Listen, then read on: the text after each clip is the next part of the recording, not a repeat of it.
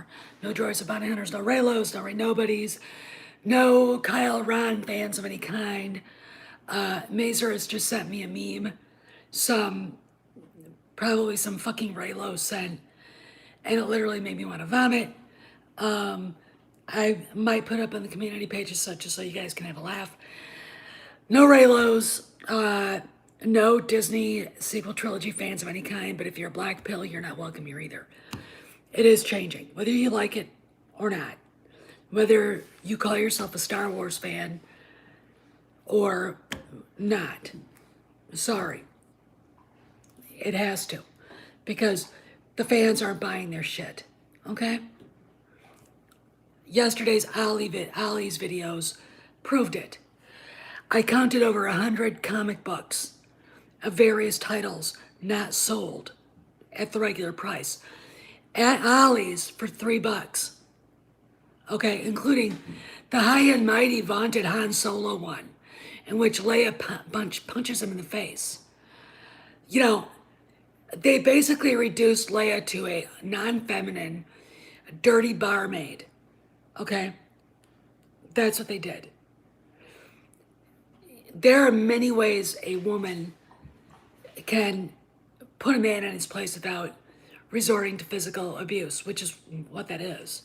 I mean, one of the reasons why I'm not a fan of Marion Ravenwood is because I don't, there's a way to be a lady and to deal with shit without being a whatever. Anyway, I want to talk a little bit about what's going on with Hollywood. First off, I'm going to tell you, Chris Pratt, we all know him. He's MCU, Guardians of the Galaxy, and he's a very outspoken Christian. I don't know what denomination he belongs to. I am Catholic. I kind of move towards Mel Gibson and or Jim Caviezel in that respect. But Chris is a very devout Christian. And it's very interesting to me watching people try to figure out why they don't like him. He's got a decent family. Okay, I could see Hollywood not liking that. Name me somebody in Hollywood who's got a decent family, who the daddy hasn't fucked every girl in Hollywood or whatever. But the biggest problem they have, and I noticed it, he is the guy that goes to the Christmas celebration on Christmas Day at Disney World in Anaheim and reads the Gospel of Luke, which is the very famous, if you've ever watched Peanuts,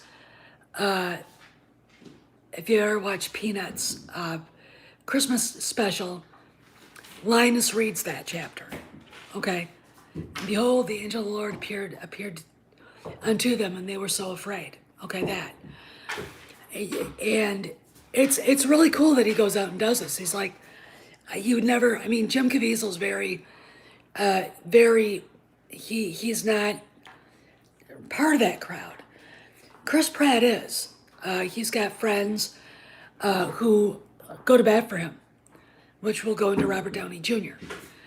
And there is a contingent of people in Hollywood that hate him, absolutely hate him. And people ask why, Clownfish.tv was asking why, and other people I know, Andre at Midnight Edge was. And it's simply this: he is a Christian, all right? And in Hollywood, you've got the gay mafia, and they think all Christians hate them because, most churches prescribe those relationships. Open up the Bible and say where it's okay. See where it's okay. It doesn't say it's okay. I'm sorry. Go tell God. And go all the way back 3,000 years. Jump up there when Moses is receiving the law and scream, okay? Because and you're not going to change, all right? And there are reasons why it's not, celebrated in any, I would say, Christian churches who actually follow what scripture, dogma, and as Catholic, the magisterium says. Okay, that's fine. It doesn't mean we don't tolerate people. It doesn't mean we don't love them. The central core of Christianity itself, and it doesn't matter which denomination, is love. Love your neighbor as you love yourself. You don't judge people, but you when you see someone doing something sinful, drinking too much, stealing, murder, it's not that you're being bad when you're admonishing them. There's a different what these people in Hollywood consider judgment is not.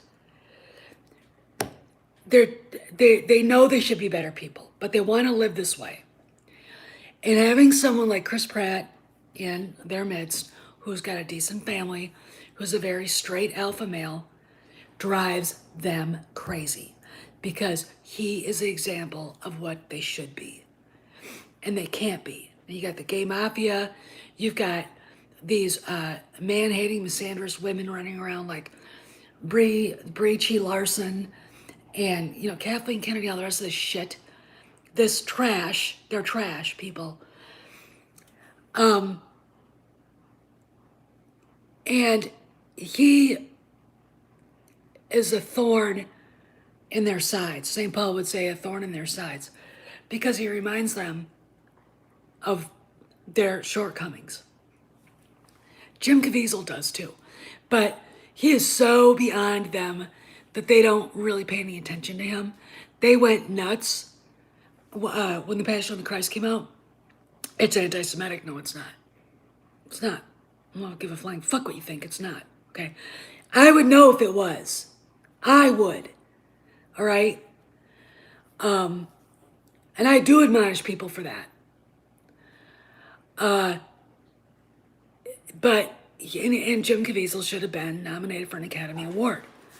His effort, what he pulled off, was nothing short of a damn miracle. The man is a saint, in my opinion.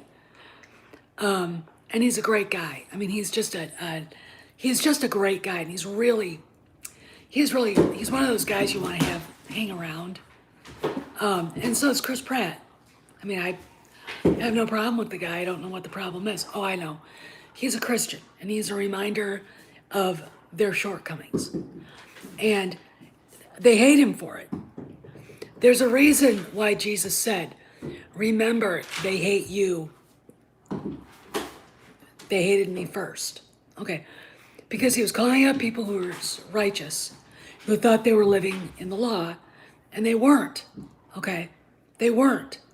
And they were not taking care of sinners the way they should have. They judged him for sitting down with tax collectors, prostitutes, people who are living outside the law, because he came for them, not for people who thought they were saved. And the people who thought they were saved weren't, okay? Because if anything, they were the ones that were the bad ones. And what happened proved it. I mean, I think the moment when he went for a whip of cords and went after the money changers in the temple, pretty much set everything up, all right? Because they stopped being about God and started being about their earthly power, okay?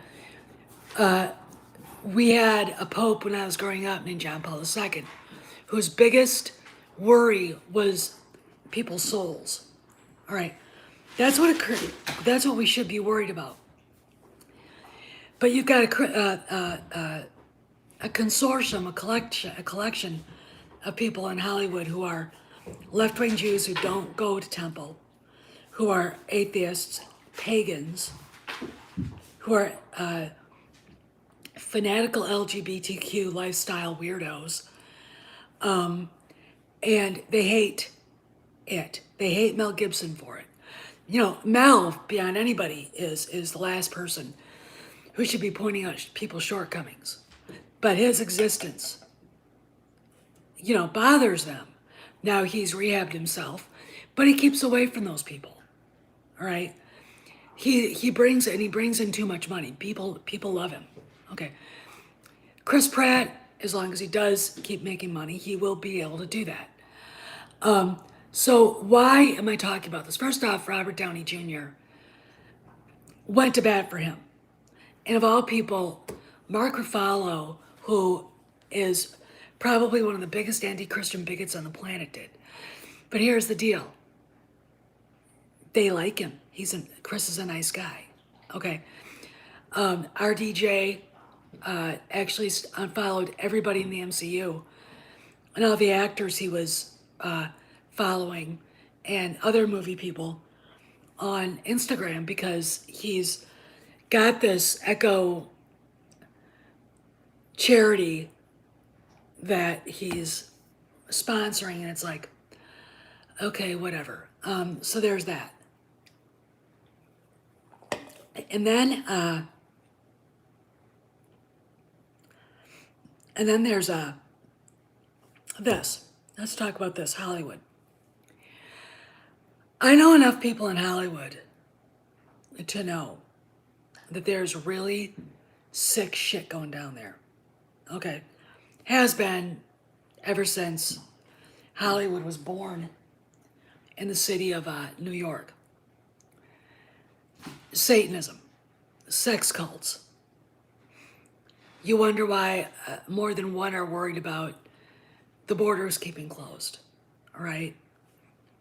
Why are they going to get children to sacrifice? I mean, this is stuff I have been told.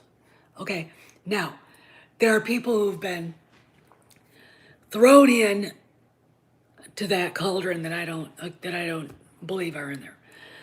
George Lucas, and when people and these are people that work in the business or have who, you know, if I got someone who worked in the business who couldn't sell a script, who left, or who's on the outside of the business, and being very bitter, I know enough to go, yeah, that guy turned you down. He read your script, said nice day, and then went away, right? It is unbelievable. Some of the things I've been told, but there are people out there, I'm not going to name names, who created rumors about Steven Spielberg and George Lucas without any, proof. There's a website, and I can't think of the name of it, but it puts it gives people who are on the inside, quote unquote, a place to talk about all the stuff they've heard. And they tried to, blame the little girl, Heather, what was her last name? The little girl from Poltergeist. She was obviously molested on her last movie set. Obviously. What she died of was, a little kid shouldn't be dying of something like that. And these people are trying to blame or say that Spielberg was involved, and he wasn't. Okay, here's the deal. When you're a movie director and you're making big budget movies, you have a vast array of people working for you. All right, you can't police them all. And like there's that documentary. It's on here. It's called Open Secrets, and it's about the pedophiles in Hollywood. And Corey Feldman did, but he's made such a jackass of himself, and he's not a good ambassador for it. Okay, he's not.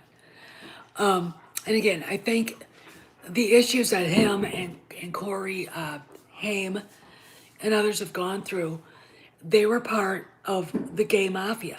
I mean, whoever was doing that to them was recruiting, okay, which is what they do. They can't have children of their own. It's not like two men can make a baby. So what they do is they'll go and recruit more. It is an evolutionary dead end, okay? And I love my gay friends, but I mean, even a lot of them will say that, okay? And a lot of them will say they made a choice. Fine, I can live with that. It's not the choice I support. I love them, I don't support it. Just like I don't support someone, ravaging their body because they think they were born in the wrong sex. You know, there's a logic fallacy going on here with that. Okay.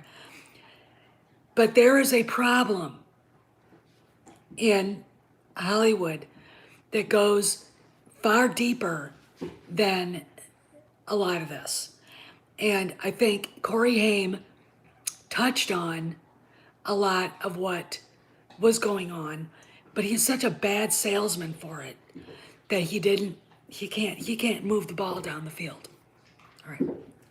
But it happens. It's real. Michael Ovitz lost his job as he was the CEO